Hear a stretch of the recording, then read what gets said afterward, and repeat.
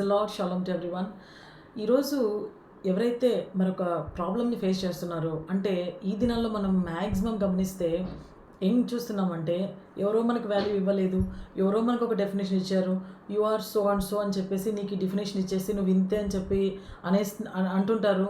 అలాంటి అనుభవాలు ఎదురవుతున్నటువంటి క్రమంలో ఎవరైతే బాధపడుతున్నారో, నేను ఇంతేనా, నేను ఇంకేం చేయలేనా, నా సిచ్యువేషన్ ఇలానే ఉంటుందా అని అనుకుంటున్న వాళ్ళకి ఈరోజు ఒక మంచి న్యూస్ ఏంటో తెలుసా? దేవుడు నిన్ను వాల్యూ చేసి నిన్ను డిజైన్ చేశాడు. నిన్ను నీ తల్లిదండ్రులకు ఈ విధంగా నువ్వు క్రియేట్ అవ్వాలని చెప్పి ఆయన యొక్క ప్రణాళికలో ఉన్నావు కాబట్టి ఈరోజు నువ్వు భూమి మీద సస్టైన్ అవుతున్నావు. మరి ప్రభువైన యేసుక్రీస్తు మరి మనకి ఇస్తున్నటువంటి మాట ఏంటో తెలుసా? మత్తయి సువార్త 10:31 మీరు అనేకమైన పిచ్చుకల కంటే శ్రేష్ఠులు. Yes, you are worthy. దేవుడు నిన్ను వర్దిగా చూస్తున్నప్పుడు పీపుల్ ఎవరండి మనల్ని డివాల్యూ చేసి మనం అన్వర్ది అని చెప్పడానికి, అన్ఫిట్ అని చెప్పడానికి ఎవరు? వాళ్ళు కూడా హ్యూమన్ బీయింగ్సే.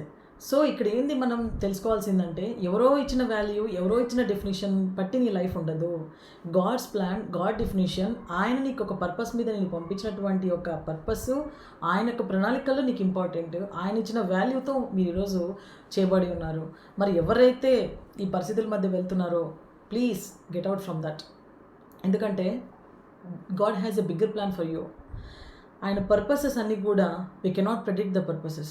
ఎందుకంటే మన ప్లాన్స్ అన్నీ ఆయన ఉద్దేశించిన ప్లాన్స్ ఉండవండి. ఎందుకంటే మనం ఈ కొంచెం టైం ఫ్రేమ్లోనే మన ప్లాన్స్ ఉంటాయి.